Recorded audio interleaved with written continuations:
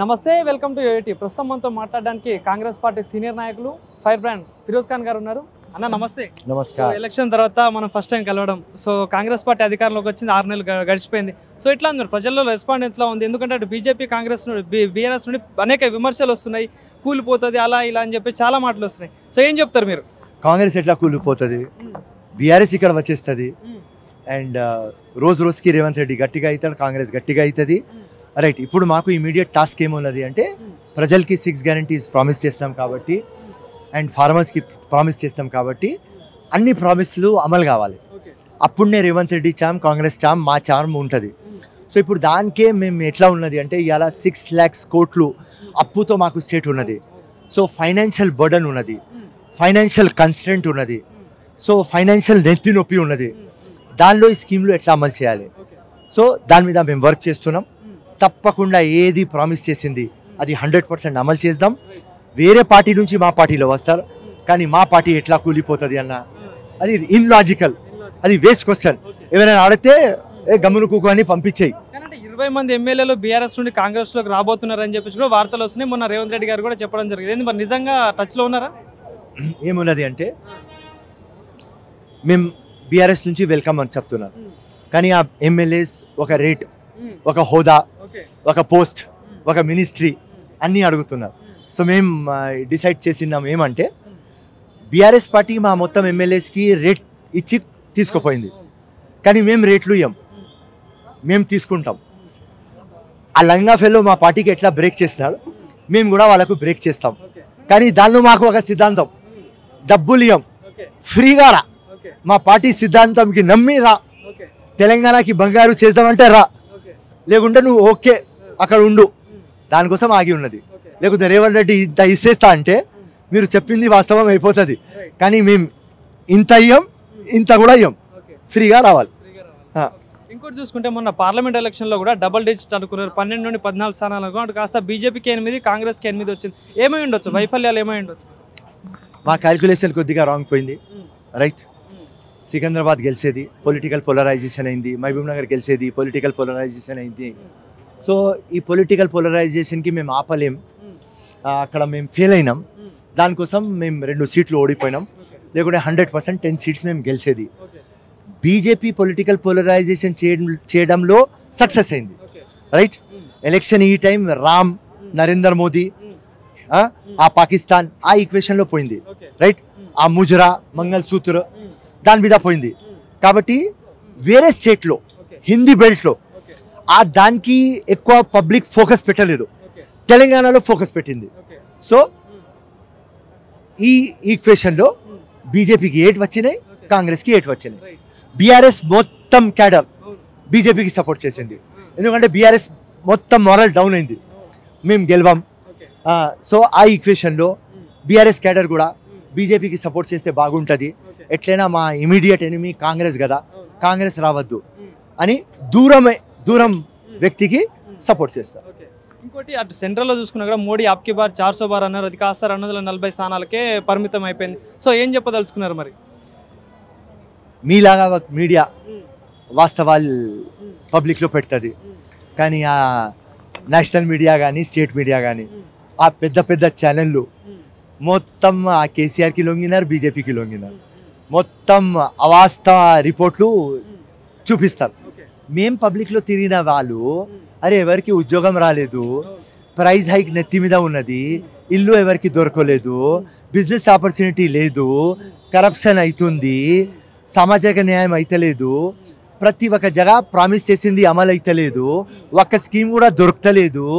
అరే ఎక్కడి నుంచి గెలుస్తారా బై వీళ్ళు, పబ్లిక్ పిచ్చోళ్ళు అని ఆలోచించినాం. దాని తర్వాత ఇప్పుడు పబ్లిక్ చూపించింది, ఏం చూపించింది? నువ్వు ప్రామిస్ చేయకపోతే నీకు ఇంటికి పంపించేస్తాం.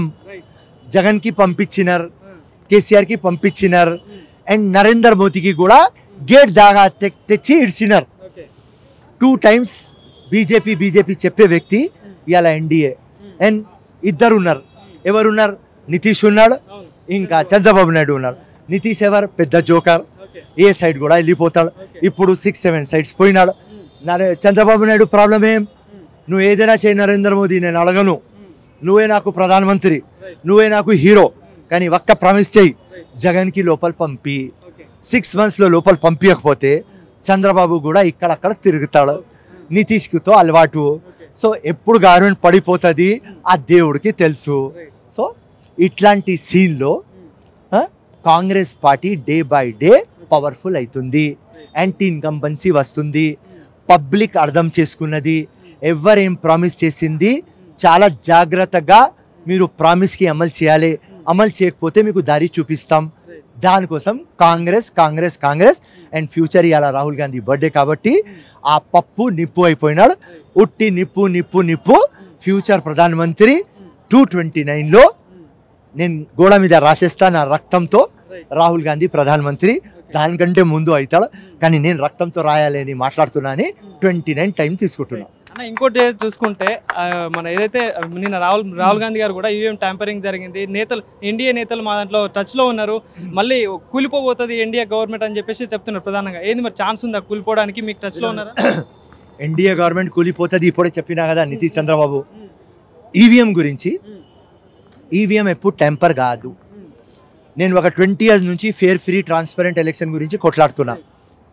బోకసోట్లు అవుతాయి, రిగ్గింగ్ అవుతుంది, కానీ ఈవీఎం టెంపర్ కాదు. ఎందుకు టెంపర్ కాదు అంటే అది మిషన్ ఎప్పుడు ప్రిపేర్ అయింది, ప్రోగ్రామ్ అయింది, దానిలో రీప్రోగ్రామ్ చేయలేం. ఇది ఒక టెక్నికల్ పాయింట్. ఎవరైనా పెద్ద లీడర్ నాకు వింటుంటే మెహర్బానీ చేసుకొని ఈవీఎం టెంపర్ అవుతుంది అని మీరు చెప్పకండి, ఎందుకంటే అది రీప్రోగ్రామ్ కాదు. దానిలో ఇన్వే అని ఏంది లోపల పోవాలి, దానికి రూటే లేదు, ఇంటర్నెట్ పోదు అక్కడ లోపల. సో ఇన్వే లేదు, ఆ ప్రోగ్రామ్కి రీప్రోగ్రామ్ నువ్వు చేయలేవు. ఎట్లా టెంపర్ అవుతుంది రాబాయ్? సుప్రీంకోర్టులో ప్రూఫ్ చేయాలి కదా, చీఫ్ ఎలక్షన్ కమిషన్ దగ్గర ప్రూఫ్ చేయాలి కదా. ఎందుకు ప్రూఫ్ చేయలేదు?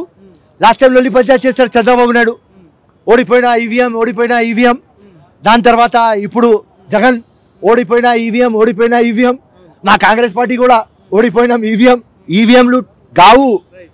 ఎవరైనా నేను ఛాలెంజ్ చేస్తున్నా మీ ఛానల్ ముందు, ఎవరైనా ఈవీఎంకి రీప్రోగ్రామ్ చేస్తే రాజకీయం ఇడిచేస్తా నేను. అది కాదు, అనవసరం. సబ్జెక్ట్ మీద మాట్లాడాలి. ఇంకోటి ఏది చూసుకుంటే రాయబరేలీలో రాజీనామా చేసినట్టే వాయనాడ్లో పోటీ చేయబోతున్నారు ప్రియాంక గాంధీ గారు, రాహుల్ గాంధీ గారు రాజీనామా చేయబోతున్నారు. ఎట్లా ఉండబోతుంది గెలుపు అవకాశాలు? 100%. అరే రాహుల్ గాంధీ 3 lakhsతో గెలిచినారు, ప్రియాంక 4 lakhsతో గెలుస్తుంది 100%. ప్రియాంక గాంధీలో ఒక ఇందిరాగాంధీ కదా, అండ్ ఇప్పుడు కాంగ్రెస్ కదా, రైట్? మొత్తం టైం, ఆ టైం అర్ధరాత్రి పోయింది కాంగ్రెస్కి, వెల్తూరు వచ్చింది. ఆ వెల్తూరులో ప్రియాంకకి 4 lakhs వస్తాయి కదా తమ్ముడు, 100% వస్తాయి.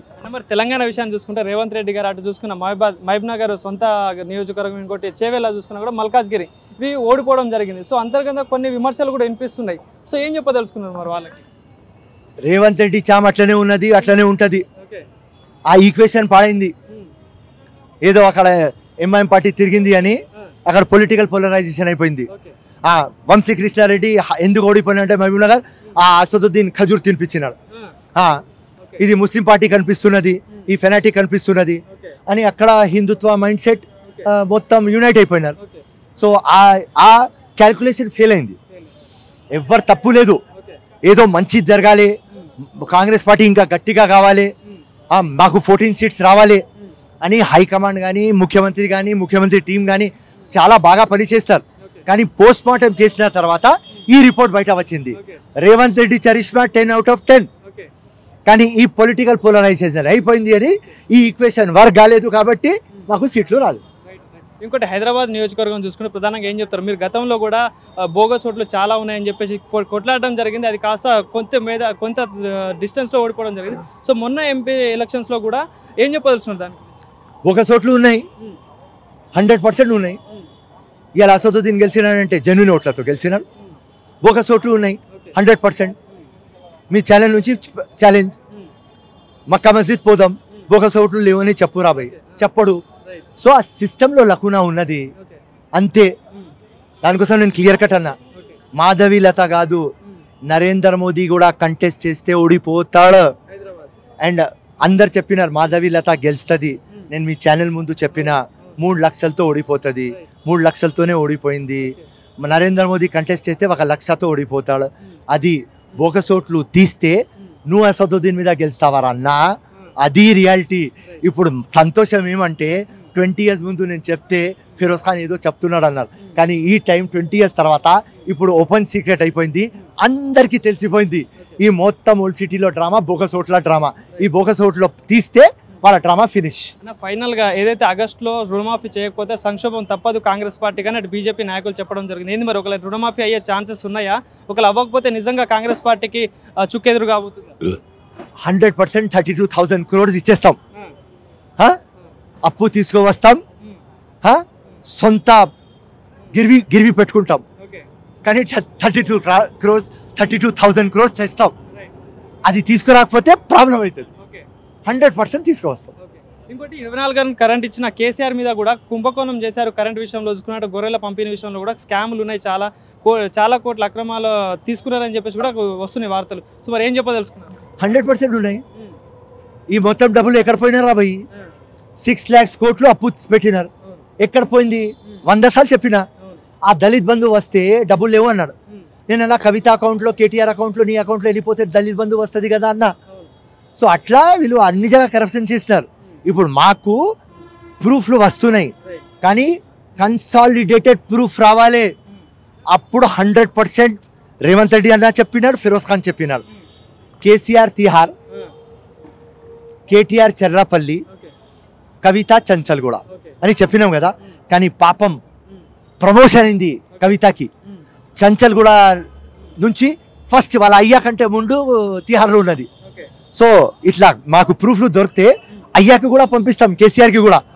అక్కడ రిసీవింగ్ చేసుకుంటుంది పాపం కవిత తిహార్ జైల్లో. లంగా పార్టీ మొత్తం దోసుకొని తిన్నారు. బంగారు తెలంగాణని వాడు బంగారం తెచ్చినారు. సో ఆ బంగారం బయట పెట్టాలి కదా తమ్ముడు. మీ సొమ్ము కదా, మా సొమ్ము కదా, వాళ్ళ అయ్య సొమ్ము బయట తీస్తాం. Thank you. జై హింద్, జై కాంగ్రెస్.